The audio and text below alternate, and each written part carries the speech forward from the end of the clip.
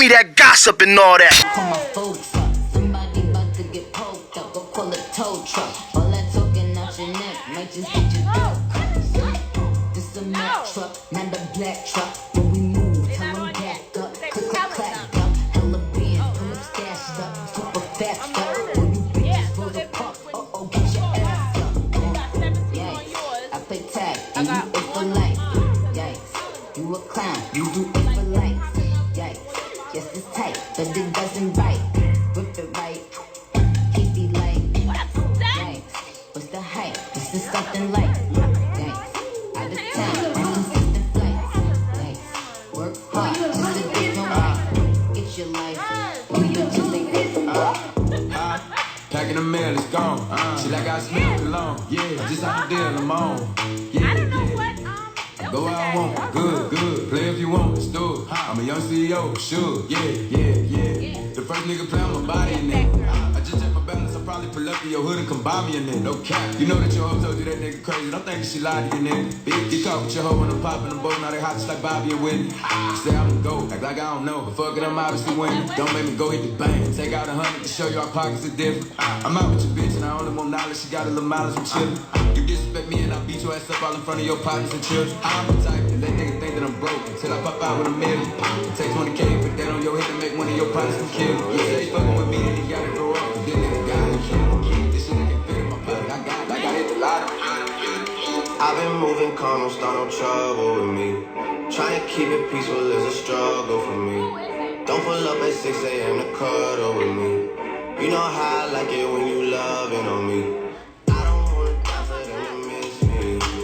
Yes, I see the things that they wishing on me. Hope I got some brothers We got that precious I parents in the live building. They gon' tell We're the gonna story, get shit into was it. Oh, it is a Tasha! Tasha's on live, Tara! Tasha! I hope Hey, that I love Tasha! What up, Lord? What up, D-Lord? Hey, Shanika! Shanika, we'll see you tomorrow! This is not ice cream, this is a parfait, an Oreo parfait. I make sure that Northside eat. And still, Say hi, Tara, come on. bad things. It's a lot of bad things that they wish and they wish and they wish and they wish and they wishing on me. Steph, you know what? I know way too many people here right now that I didn't know last year. Who the f are y'all? I swear it feels like the last few nights. We've been everywhere and back, but I just can't remember it all. What am I doing? What am I doing? Oh yeah, that's right, I'm doing this. LL Snack.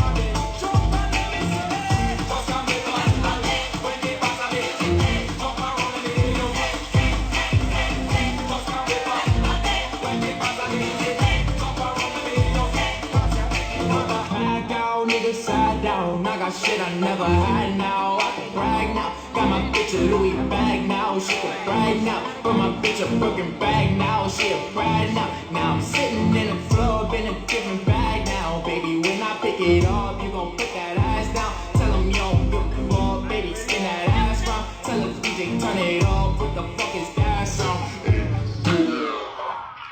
What up, what up, what up? What up, Paula? Hey, it's your girl Gossip Viv, Gossip Time Radio. Each and every Thursday, 8 to 10 p.m. on Zoo-Way Entertainment. And of course, Gossip Viv live.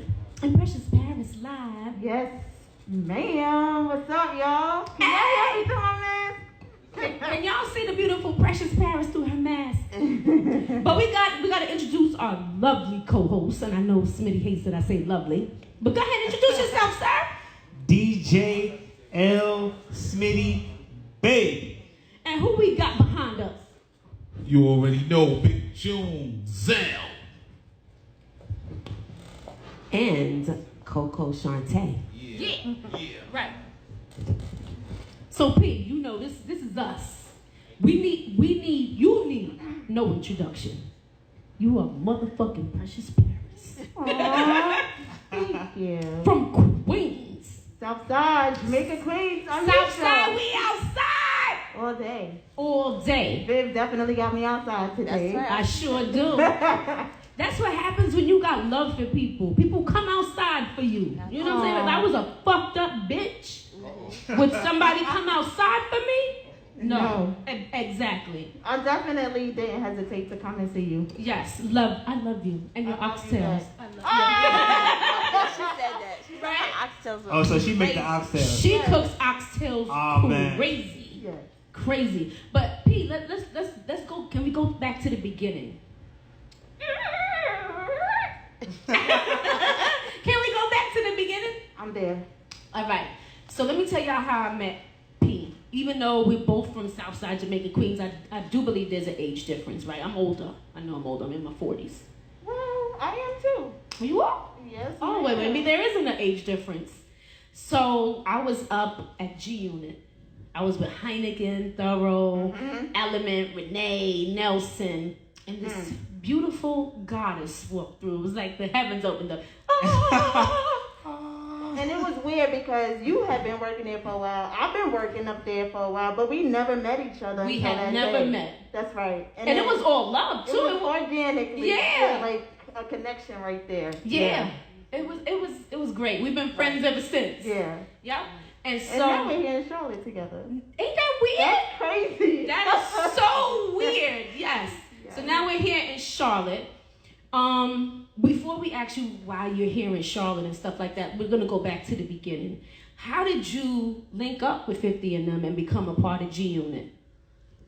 Okay, so the beginning is not actually when I signed my deal. It was many years before that. Okay. I'm gonna go back to 2005, 2006 when he was kind of lit. I'm gonna lift this up a little bit, y'all, so y'all can hear me. Okay.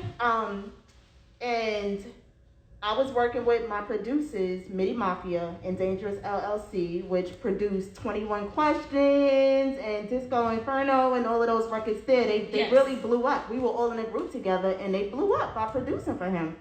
So they said, I got this girl, she raps, and he was just like, yeah, let me see her. So we met in 2006. He said, what you doing Sunday? Can you come to, the mansion and record? In my head, I was like, of course I can come. Right. Yeah. What kind of question I'm not doing anything. So I went there. He literally treated me like I was in boot camp. He made me record. He kept playing beats and beats and beats and made me record for about, I'm going to say 20 hours straight. Wow. And that's how I met him. But he just kept calling me to do hooks or write this, write that. I did references for Little Kim for him and stuff like that. That's what I was doing at first. He never took, he never signed me. And then years later, fast forward, he finally gave me that shot. It was in 2010 when he called me and said that, he thought that I would be a good fit for his label to be the first rapper. Female. Because, we all know Olivia was definitely... Yeah, but she does the R&B. She does the R&B. Yeah. So, I was his first female rapper that he signed. And I was like his protege. He just took me in and taught me a lot. Yeah, he does teach people a lot. He taught me a lot while I was there as well. On how to conduct interviews and what looks good for the camera and things to say to grab people's attention. And, he had that way. So... You're part of G Unit. He gives you a shot. Now you're the only female. You got Yayo. You got Banks. At the time, Buckshot. You know what I'm saying? And then all the guys that's up in the office. You know what I'm saying? To be honest with you, at that time, I didn't meet Buckshot or Banks. Oh, okay. I think Buckshot was locked up, right? Or whatever. Okay. Just not around for that moment. And then Banks wasn't around either. It was just me. Then he signed Kid Kid. Well, I think he signed Kid Kid first. Yeah. Then he signed Kid Kid, and me and Kid Kid was just running around with Fifth and Yayo. Right. Basically, that was it. Okay. And then we was touring with them, you know, doing a lot of his backgrounds and stuff like that. And then he gave a shine on some records, and it was just a great experience, you know. But that's basically how that happened. Okay.